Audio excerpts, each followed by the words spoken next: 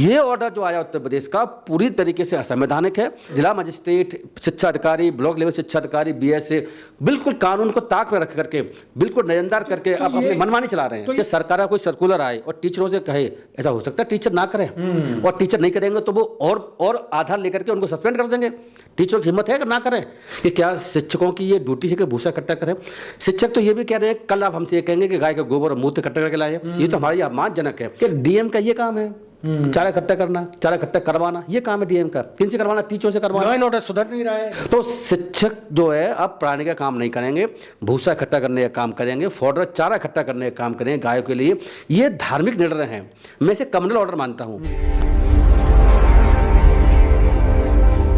देश की शिक्षा व्यवस्था वैसे ही चरमराई हुई है और ऊपर से उत्तर प्रदेश में एक सरकारी ऑर्डर ये पास किया गया है कि जो शिक्षक हैं उत्तर प्रदेश में, जो प्राइमरी स्कूल के टीचर हैं, उनको अब गायों के लिए भूसा इकट्ठा करना है। सोचिए, और जिन सरकारी स्कूलों को बंद किया जा रहा है, जिस राज्य में हजारों की तादाद में सरकारी स्कूलों को बंद कर दिया गया, अब उन जो शिक्षक हैं, अब उन शिक्षकों को गायों के लिए भूसा इकट्ठा करना है।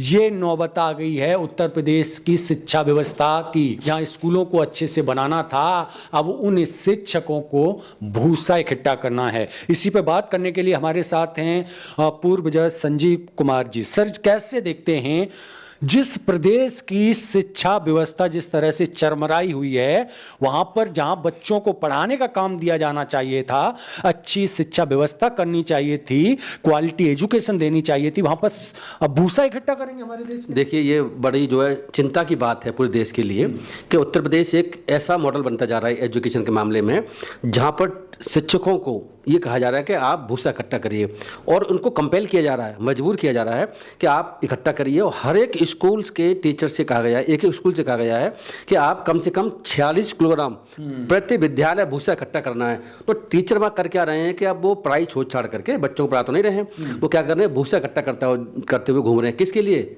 गायों के लिए और बछड़ों के लिए, गौवंश के लिए ये काम किया जा रहा है। और देखो, 100 कुंतल का लक्ष्य निर्धारित किया गया है। ये जो सर्कुलर है वो ये बताता है। कार्यालय खंड शिक्षा अधिकारी नवाबगंज का सर्कुलर मेरे सामने है, जो 22/5/2026 को जारी हुआ है, जो कि बरेली जिले के अंतर्गत आता है। वो साफ लिखा हुआ है कि भाई डीएम का ऑर्डर है, डीएम ने भी लेटर लिखा है 16/5/26 को। इसके अलावा एक और लेटर का जिक्र आ रहा है जिसमें बेसिक शिक्षा अधिकारी बरेली के लेटर का जिक्र है, जो कि 20/5/2026 को लिखा गया है। और ये नवाबगंज के खंड शिक्षा अधिकारी का 22/5/26 को लिखा गया है। तो लगातार ये इस 16/5 से लेटर पर लेटर चल रहे हैं वहाँ पर, और शिक्षकों को कहा जा रहा है कि आप जाकर के भूसा इकट्ठा करिए। बताओ, मुझे बताओ कि क्या शिक्षकों की ये ड्यूटी है कि भूसा इकट्ठा करें? शिक्षक तो ये भी कह रहे हैं, कल आप हमसे ये कहेंगे कि गाय का गोबर और मूत्र इकट्ठा करके लाए। ये तो हमारा अपमानजनक है। मैंने कई शिक्षकों के इंटरव्यू देख रहा हूँ, मीडिया में चल रहे हैं, जो शिक्षक हैं और जो शिक्षकों की यूनियन चलाते हैं, वो उसका बहुत भारी विरोध कर रहे हैं। और जो विरोध करना भी चाहिए। शिक्षकों का काम देखो क्या करवा रहे हो, डीएम जो कर क्या रहा है, डीएम क्या करवा रहा है, सरकार क्या करवा रही है। आपको पता होगा कि उत्तर प्रदेश में क्या स्थिति है कि 30,000 से ज़्यादा स्कूल तो वैसे ही बंद किया चुके हैं। ये खूब हम देख रहे हैं लंबे समय से। अब डाटा ये आ रहा है कि 90,000 के आसपास देश में स्कूल बंद हो चुके हैं, सरकारी स्कूल खासतौर की बात कर रहे हैं। तो शिक्षक जो है अब प्राणी का काम नहीं करेंगे, भूसा इकट्ठा करने का काम करेंगे, फॉडर चारा इकट्ठा करने का काम करेंगे गायों के लिए। ये धार्मिक निर्णय है, मैं इसे कम्युनल ऑर्डर मानता हूँ। मैं धार्मिक ऑर्डर इसीलिए मानता हूँ। कम्युनल ऑर्डर आप समझ लीजिए कि अंग्रेजों के ज़माने में भी कम्युनल अवार्ड करके बात चली थी, जब बहुत सारी वहाँ पर जब कहानी चलती थी। तो ये भी उसी तरह की बात है कि कम्युनल ऑर्डर इसीलिए कि गायों के लिए भूसा इकट्ठा करने का काम जो सौंपा गया है। टीचर का तो काम ही नहीं है, टीचर का तो पढ़ाने का काम होता है सिर्फ, जो आपको पता ही है, लेकिन उसके बावजूद ये काम कराया जा रहा है। मैं जानना चाह रहा हूँ कि जो और लोग हैं जो हिंदू धर्म को नहीं मानते हैं या जो नास्तिक लोग हैं, तो उनसे भी ये गाय के लिए मजबूर किया जा रहा है कि आप जहां पर क्वालिटी एजुकेशन दी जाए वहां तो नाकाम हो रही है। आप देख रहे हो क्वालिटी एजुकेशन मिल रही है। देखो, आप मुझे बताओ, क्वालिटी एजुकेशन की बात कर रहे हैं कि नीट का एग्जाम पेपर लीक हो गया, आउट हो गया। अभी क्या चल रहा है आपने देखा होगा, सीबीएसई की जो मार्किंग की गई है, जो कॉपी चेक करी गई है सीबीएसई बोर्ड की, उसमें आपने देखा होगा कि वो ऑनलाइन भेजी गई हैं कॉपियाँ, और ऑनलाइन कॉपी चेक की गई हैं। उसमें किसी की कॉपी किसी के पास भेज दी। पहला पेज आप मीडिया में देखिए कि पहला पेज जो है उसकी कॉपी का है, और बाकी सारे पेज किसी और के भेजे, स्कैन करके कॉपियाँ भेजी गई हैं। तो वहाँ मैं देख रहा हूँ कि करीब 23-25% बच्चों ने रिवोल्यूशन के लिए फॉर्म अप्लाई कर रखा है। शिक्षा मंत्री ने माना कि हमारे इसमें कुछ फॉल्ट हुआ, तो एजुकेशन जो कहाँ मिल रही है। आप स्कूल कॉलेज बंद की जा रहे हैं, आप देख ही रहे हैं। इसके अलावा आप ये भी देखेगा, इन्होंने एक नई चीज़ पता क्या करती है, नई चीज़ कल सुप्रीम कोर्ट में कल केस भी लगा था, कल या परसों लगा था, कि इन्होंने त्रिभाषा फॉर्मूला लागू किया गया है। मतलब ये है कि दो भाषा किसी भी बच्चे को वो भाषा लेनी पड़ेगी, दो भारतीय कंपलसरी, एक लेनी पड़ेगी, विदेशी को ले सकते हैं। अब समस्या क्या है कि पहले इन्होंने कहा था कि हम अगले साल से लागू करेंगे, इन्होंने अभी 2026 में लागू कर दिया, इसी जुलाई से लागू करने जा रहे हैं। अचानक इन्होंने अपना ही पहले सर्कुलर था जिसमें कहते थे अगले साल से लागू करेंगे, वो इसीलिए अगले साल से लागू करने की बात चल रही थी, जिससे कि तब तक वो तैयारी कर लें, कॉपी जो बुक्स हैं, जो उसकी किताब पढ़ने की होता है, जो टीचर्स को ट्रेनिंग दी जाएगी। टीचर को पढ़ाने का आता कहाँ है, टीचर को कैसे पढ़ाएंगे, तीसरी भाषा उन्हें पढ़ाने आती नहीं है। अब देखो मैं एक आंकड़ा देख रहा था, अभी तो भूसा इकट्ठा कर रहा है। मैं बता रहा हूँ, मैं एक आंकड़ा देख रहा था, उस आंकड़े में ये था कि उत्तर प्रदेश में जाने कितने हजार स्कूल हैं जिसमें सिर्फ एक ही टीचर है। जब एक ही टीचर है हजारों स्कूलों में, सरकारी स्कूल की बात कर रहा हूं, तो मुझे बताओ कि 3 भाषा पढ़ाएगा कैसे? एक टीचर 3 भाषा कैसे पढ़ाएगा? तो उसके लिए टीचर रखने पड़ेंगे। टीचर तो है ही नहीं, रखेंगे कहाँ से? टीचरों की भर्ती तो कर ही नहीं रहे, एक टीचर पूरे स्कूल को संभाले हुए हैं। तो देखो शिक्षा व्यवस्था पूरी इन्होंने चौपट कर रखी है। ये हमने 3 एग्जाम्पल बता दिए, कौन से वाले, कि एक तो ये त्रिस्तरीय त्रिभाषा फॉर्मूला लागू करने जा रहे हैं इसी जुलाई से, जो लोग बहुत परेशान हैं। CBSE की मार्किंग कितनी घटिया हुई है, जिसकी वजह से एक ही कॉपी की दूसरे को भेज दी गई है।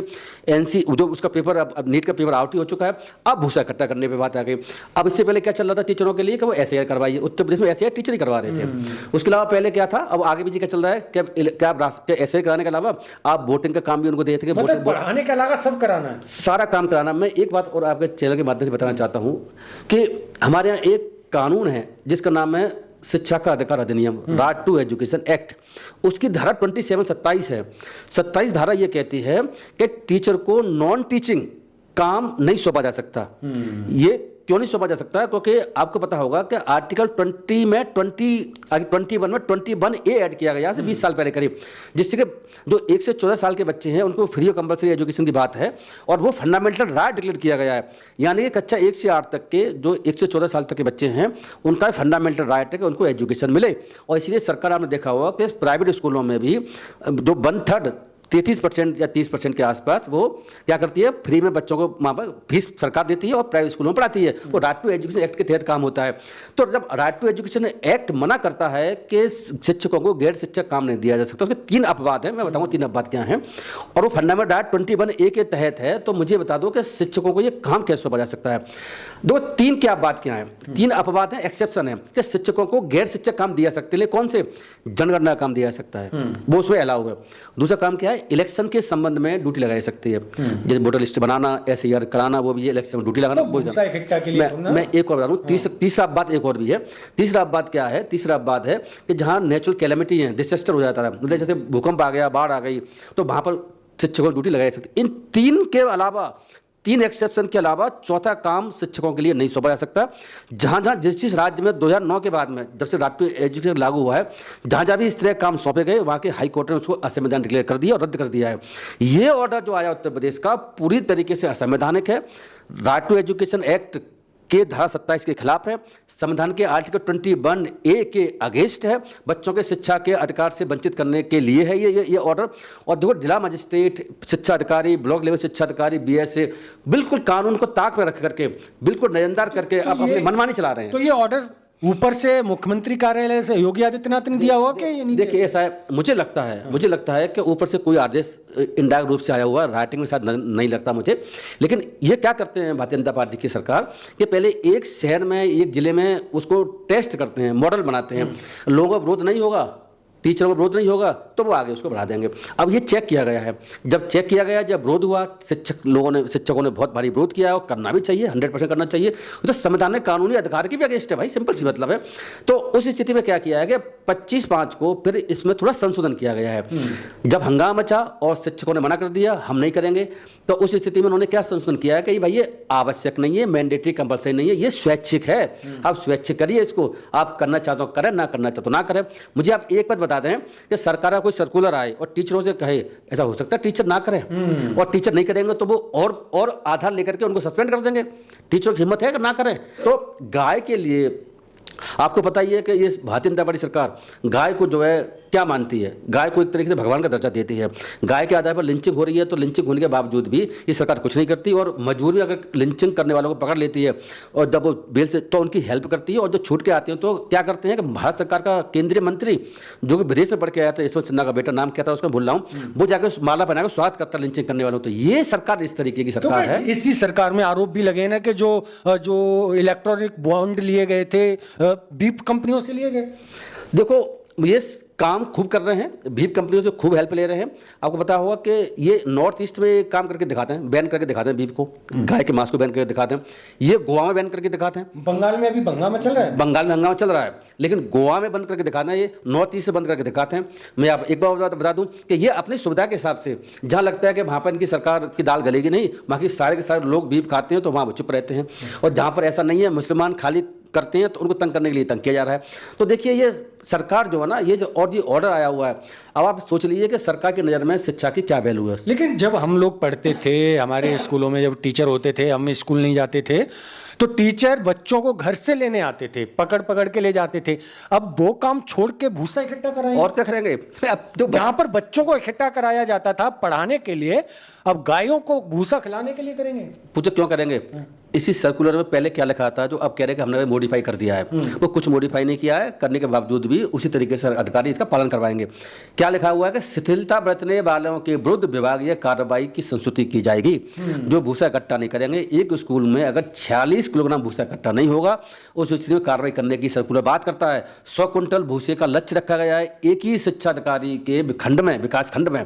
तो देखो कितनी बुरी स्थिति है। हमारे आजकल के जो पढ़े लिखे जो लोग बन करके जो सरकारी नौकरी में जा रहे हैं, डीएम था, आईएएस रहा होगा इसका, डीएम ने जो बात की है, मैं डीएम की बात बताता हूँ। डीएम ने क्या कहा है, डीएम अविनाश सिंह करके नाम है बरेली के डीएम का। जब उससे पत्रकारों ने पूछा कि भाई आप ये जो भूसा इकट्ठा करवाएंगे टीचरों से, तो उन्होंने जवाब दिया कि देखिए ऐसा है कि हमारे यहाँ गाय की बेचारे घूमते रहते हैं, निराश्रित घूमते रहते हैं, खाने की व्यवस्था नहीं होती, अब जो है बारिश आने वाली है, तो डीएम क्यों नहीं? तो उस स्थिति में कहा कि इस काम को वो सरकारी काम के रूप में ना समझें, ये तो परोपकार धार्मिक कार्य के रूप में समझें। तो भैया धार्मिक कार्य हिंदुओं का धार्मिक कार्य है, तो हिंदुओं के अलावा आपकी सरकार में, उत्तर प्रदेश सरकार में मुस्लिम भी हैं, ईसाई भी हैं, बौद्ध हैं, नास्तिक भी हैं, और भी धर्म के लोग तो वहाँ नौकरी करते हैं। तो ऐसी स्थिति में आप जो उनको भी मजबूर कर रहे हो धार्मिक कार्य कराने के लिए, कौन सा धार्मिक कार्य जो कि आपके हिंदू धर्म के हिसाब से है। आप धर्मनिरपेक्षता के कंसेप्ट के वाले अगेंस्ट है, ये कम्युनल ऑर्डर में बता रहा हूँ आपको, ये धर्मनिरपेक्ष कंसेप्ट के अगेंस्ट है। मैं तो बार बार कह रहा हूँ, मैं फिर रिपीट कर देता हूँ कि भारत अब जो है हिंदू राष्ट्र बन चुका। मैं इस बात पर एक बात जोड़ना चाहूँगा, ऐसा है कि कल आपको पता ईद थी, तो ईद पर दिल्ली यूनिवर्सिटी में एग्जाम हुआ, आपने वीडियो बनाया था, इंटरव्यू लिया भी था आपने परसों। तो अब उसमें उन्होंने एग्जाम कल कंडक्ट करा लिया। पहले तो बात ये आ रही थी कि भाई सिर्फ दिल्ली यूनिवर्सिटी, सिर्फ जो एलएलबी वाले स्टूडेंट हैं, सिर्फ उन्हीं को दिया जाएगा अधिकार कि भाई आप जो है अगर हाजिर नहीं, अगर पेपर नहीं दे पाते हैं तो नेक्स्ट टाइम अब 4 जुलाई के बाद दे सकते हैं। लेकिन बाद में विवाद मचा, पेपर स्टार्ट होने के 1 घंटे के बाद दिल्ली यूनिवर्सिटी ने भी डिसीजन लिया कि नहीं भाई, जो भी अगर और स्ट्रीम में अगर इतिहास से किसी और सब्जेक्ट के बावजूद सब्जेक्ट का कोई स्टूडेंट भी है, अगर वो नहीं दे पाता पेपर, तो उस स्थिति में क्या होगा, उनको दोबारा बाद में करा लेंगे। लेकिन मुझे बताओ, स्टूडेंट के अलावा टीचर भी तो मुस्लिम होंगे, वहाँ पर स्टाफ भी तो मुस्लिम होगा, उनका क्या होगा? उनको तो ऐसा कोई ऑप्शन नहीं है। दूसरी बात क्या है, मैं बता रहा हूँ आपको, कल मैंने एक बात और पढ़ी अखबार में, मुझे बताइए गौतम जी, मैं आपसे पूछ रहा हूँ कि 2014 के बाद से अब तक आपने कोई भी ऐसा विज्ञापन अखबार में भारत सरकार की तरफ से या भारतीय जनता पार्टी की सरकार जहां बनी हुई है उनकी तरफ से कोई सरकारी विज्ञापन देखा है जो ईद की मुबारकबाद देता हो आपको? किसी अखबार में छपा हुआ आज ईद है, मुस्लिम भाइयों को मुबारकबाद दी जाती है, और दिवाली होली सब पे छप रहे हैं, दिवाली पे छप रहे हैं, उस पे छप रहे हैं, बड़े बड़े मंदिरों के नजर आते हैं, भगवान राम का फलाना दिखाना जो भी है। मैंने कल एक बात और देखी, कल पता है और क्या था? कल ईद के अलावा क्या था? कल वीर सावरकर का भी जन्मदिन था। कल वीर सावरकर का जन्मदिन था, पोस्टर थे अखबार में, देखे आपने? अखबार में दिल्ली की मुख्यमंत्री रेखा गुप्ता गुप्ता ही है ना, क्या नाम उनका, दिल्ली मुख्यमंत्री का फोटो है और मोदी जी का फोटो है। दिल्ली सरकार ने जो सावरकर है उसका जन्मदिन मनाने के लिए सभी को बधाइयां दी है, उस पर उसका फोटो छापा हुआ, विज्ञापन छापा हुआ। लेकिन ईद के दिन मुसलमानों को नहीं दिया गया है, ऐसा छापा गया। मैं देख रहा हूँ जगह जगह बार बार जो है हर हिंदू धर्म के जो भी त्यौहार हैं उनके बारे में बड़ा विज्ञापन छापते हैं। सोमनाथ मंदिर के बारे में पिछले 10 दिन से, पिछले जब सोमनाथ मंदिर की इन्होंने 75 साल ग्रह बनाई थी, कुछ बनाया था, तो डेली मैंने 1 हफ्ते तक 2 विज्ञापन 2 अखबारों में, मैंने अपने अखबार मंगाता हूँ, उसमें मैंने देखे 1 पेज का विज्ञापन देखा, सरकारी विज्ञापन। ये मैं प्राइवेट विज्ञापन की बात नहीं कर रहा हूँ। तो देखिए, मैं ये बताने की मेरी कोशिश इतनी सी है कि देश में हिंदू राष्ट्र चल रहा है, लोग किसी गलत फहमी में ना रहें, ये सब चीज़ें हिंदू राष्ट्र की तरफ दिखाती हैं। ये सर्कुलर जो आया हुआ है नवाबगंज का, ये सर्कुलर जो आया हुआ बरेली के डीएम का ऑर्डर है कि आप गाय के लिए चारा इकट्ठा करिए इस टीचरों के लिए, ये भी ये उसी का एक एग्जाम्पल है। तो मुसलमानों को दोयम दर्जे का नागरिक बना रहा है? बिल्कुल बना, देखो इसमें तो कोई बात ही नहीं है। मुसलमानों के तो दोयम दर्जे का नागरिक है, दोयम का त्रिम दर्जे, कौन से दर्जे, जितना नीचा दर्जा हो सकता है उससे दर्जा दे सकते हैं। ये सरकार जो है भारतीय जनता पार्टी की सरकार, मैं कह सकता हूँ कि पूरी तरीके से मुसलमानों के खिलाफ काम कर रही है। जहाँ भी मौका मिलता है मुसलमानों को तंग करने का तो वो तंग करना शुरू कर देते हैं, कोई ना कोई बहाना ढूंढते हैं और ऐसा करते हैं। तो ये जो ऑर्डर आया हुआ, अब मुझे एक बात बता दें आप जो है कि डीएम का ये काम है चारा इकट्ठा करना, चारा इकट्ठा करवाना, ये काम है डीएम का। किन से करवाना? टीचरों से करवाना। लॉ एंड ऑर्डर सुधर नहीं रहा है, दलित लड़कियों के रेप हो रहे हैं, मंदिरों में रेप। बिल्कुल बिल्कुल खूब चल रहे हैं, पुजारी रेप कर रहे हैं, मंदिरों में रेप हो रहे हैं, दलितों की बारात नहीं चढ़ने दे रहे। अभी भी जो है दो हमने देखा था दलित लड़कियों की, मथुरा की बात है, कहाँ की बात है, जिनको पीटा गया है और उनकी बारात भी ढंग से चढ़ नहीं पाई। बाद में जो है, और राजस्थान में देखो, मध्य प्रदेश में देखो, हर राज्य में, हर शहर में करीब करीब ये जो दलितों के साथ अत्याचार चल रहे हैं और उस पर ये भूसा इकट्ठा करने के लिए जब राज्य के सूबे का डीएम ये भूसा इकट्ठा कराएगा तो लॉ एंड ऑर्डर तो चरमरा रहेगा ही ना। तो डीएम सारा इसी में लगा हुआ है कि भूसा इकट्ठा करने के लिए किस तरह के ऑर्डर पास किया जाए, और दिन रात इसी में लगे हुए हैं कि भूसा इकट्ठा करने का काम लगा करके, और हमें गाय को बचाना है, इंसानों को नहीं बचाना, गाय को बचाना है। अब बात समझ लें, हमें इंसानी गाय को बचाना तो देश इंडिया टॉप कंट्रियों में चल रहा है कि बीफ एक्सपोर्ट में कहाँ नहीं दिख रहा है। तो ये तो बात है, वहां पर राजस्थान में गायें इतनी मरी पड़ी थी, वहां नहीं दिखी, वहाँ पड़ी हैं और जगह जगह मरी पड़ी है, वो तो उसमें कोई बात ही नहीं है। लेकिन इनको अपनी राजनीतिक रोटी सेकने के लिए भारतीय जनता पार्टी की सरकार कम से कम यही काम उनको सुहाता है, इसी से वोट मिलते हैं। बंगाल में वोट उन्होंने इसी आधार पर लिए हैं और असम में भी लिए हैं।